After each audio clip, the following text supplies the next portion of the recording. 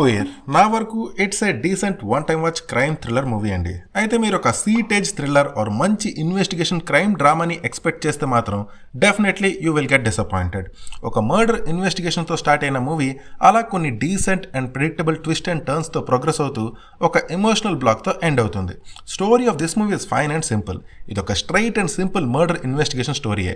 But ఈ movie progress అయ్యే కొద్దీ ఆ మర్డర్ వెనుక ఉండే డిఫరెంట్ నేరేటివ్స్ని చూస్తాం మనం. Narration was partly interesting but mostly flat. Few సీన్స్లో తప్ప చాలా వరకు ఈ మూవీ నరేషన్ ప్రెడిక్టబుల్గానే ప్రోగ్రెస్ అవుతుంది. మేబీ అందుకే నేనైతే ఈ మూవీ లెంత్ని కాస్త ఫీల్ అయ్యా.